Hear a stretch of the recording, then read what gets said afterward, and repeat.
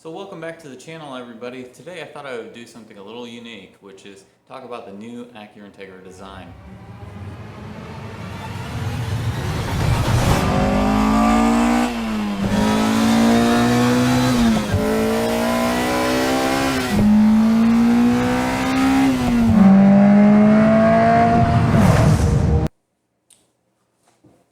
Welcome back to the channel, everybody. Today I thought I'd do something a little special, which is talk about the new Acura Integra design and address some of the comments that I'm reading as it relates to the new design.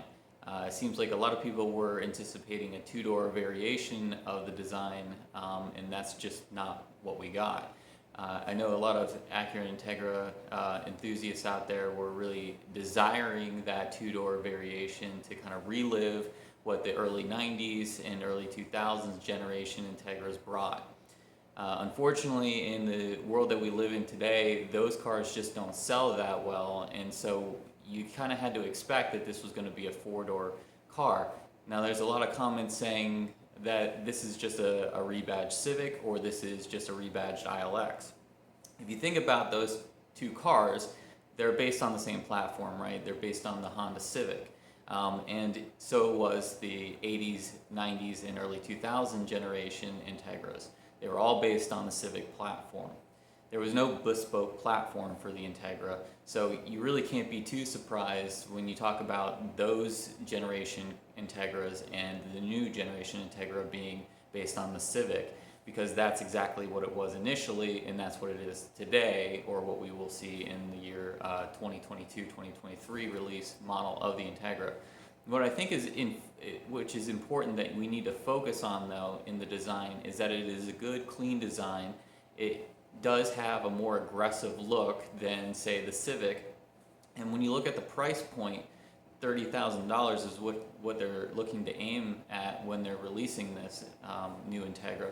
You have to think about what you're getting for that $30,000 versus what you're getting in, like, say, a Honda Civic for, what is it, about mid-20s to high 20s, depending on how you trim that Civic out.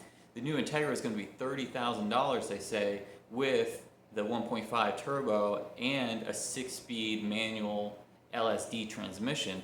And to me, that just screams enthusiast, right? Enthusiast kind of marketing, because everybody wants a 6-speed manual. There's the perception that they're dying out, whether it be true or not.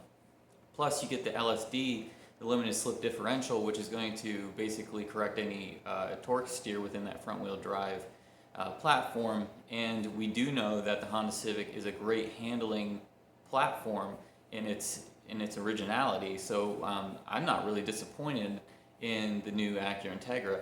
I think what's really exciting about the new Acura Integra is that what I've seen in the new prototype that they've released is just the beginning. And so there's going to be a Type S variant that we know coming later down the road, probably within another year or two.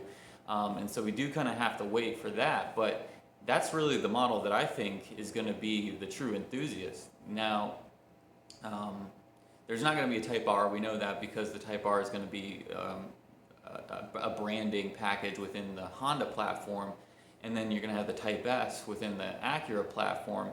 But that Type S is probably going to be pretty darn good.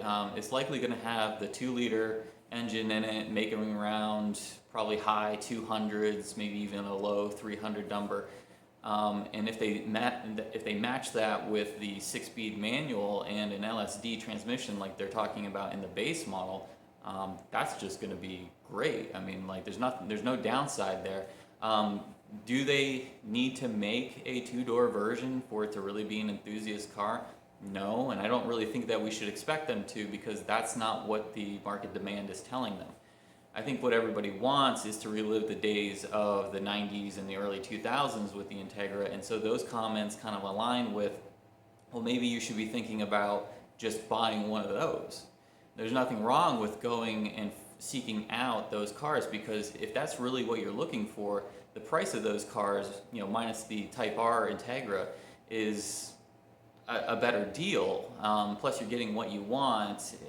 So if you're trying to relive that early 90s, early 2000s period of nostalgia, then just go buy one of those Integras. and then make it what you want. Put a K20 in it or a K24, whatever you want to throw in that platform. It's a good platform, but to sit there and think that we can expect Acura to literally take the recipe that was famous in the 90s and 2000s and apply it to today and the market demand today doesn't really jive that well. So what this car is aimed at, and a lot of people don't understand this, is that this Integra is aimed at creating a new generation of enthusiasts within the brand, right? So the TLX is mostly not obtainable for the common person in their income because it's just priced outside of that. The NSX is not really obtainable for most people, but the Integra could be.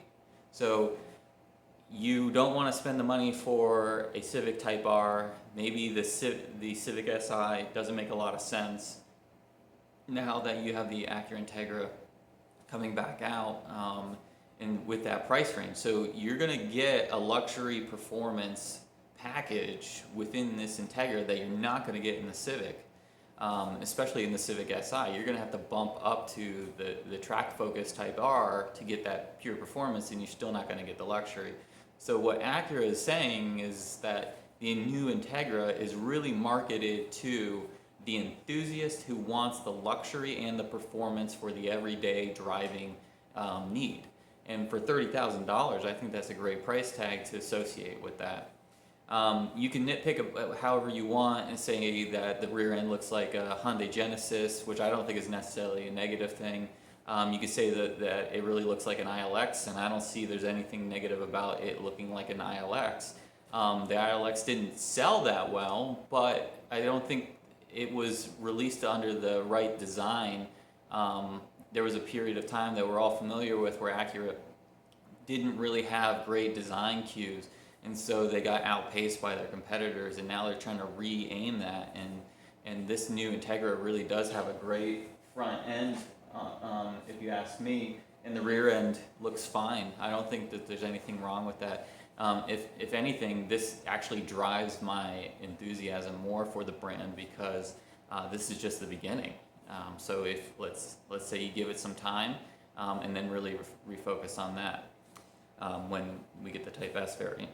The other thing I would say is that the initial Integra was quite controversial in its first release too. So the first generation looks almost identical to this. If you overlay a first-gen Integra 5-door with the new 5-door, they're almost identical in their appearances. I mean, you got 80s cues versus the 2020 cues in design, but for the most part, that platform looks very much the same. And having had a second-generation Integra 4-door, I could say that the 4-door Integra handled better than the 2-door, but the appeal I can see is that you want a 2-door because it kind of means sports, right? But I think if we tuck that away in our brains and say, let's look at the platform, let's look at the handling, let's see how this vehicle actually drives, then I think we'll refocus a little bit, because those early cars were controversial in their design too. Those round headlights from the third generation, I remember people saying like, it's too soft, it's not aggressive looking enough for a sports car, and that's why when you look at the JDM market, they had the bar headlights versus the circle headlights on that third gen, and a lot of people here in the States actually did that conversion where they took the circle headlights and converted it over to the bar style headlights. So all in all, I don't think that this is necessarily a bad design, and I think we give it some time and see what happens. My enthusiasm for the brand has never wavered, really.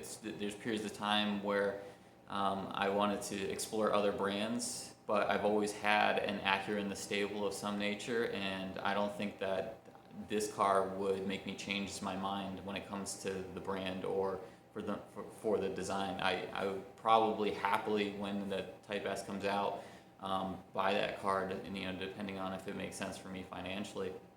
The other thing that I would say is if you don't like the Integra, then do you like the TLX? Because I think the TLX is is a wonderfully designed car, with a great package. I mean, that Tiger Eye Pearl with that exhaust note, that bespoke kind of new engine platform that they put in there with the twin scroll V6 dual overhead cam. I think that is just fantastic. Yeah, it's a little bit down on power, some people could say, but I think the tunability and the aftermarket will help support that car and drive that performance even further. And all in all, I think that the repointing of the brand in Acura, that they're taking is pretty good. So interested to hear what you guys think about the new Integra. Whether it's negative or whether it's positive, whether it's constructive or non-constructive, go ahead and drop a comment down below. I'd love to kind of interact with some people, and understand why this design doesn't really work for you, and see what you would like to see in this new Integra. Assuming that if you had a blank wish list, so to speak, what would that Integra entail? Because we know that the Type S is coming, so if this base model or prototype doesn't work for you, then what are you anticipating in the Type S variant? It'd be exciting to see if you could build anything, what that would entail, what that would be comprised of. So hopefully that explains a little bit from like a true enthusiast what this design means, and interested to hear what you guys have to say. Thank you.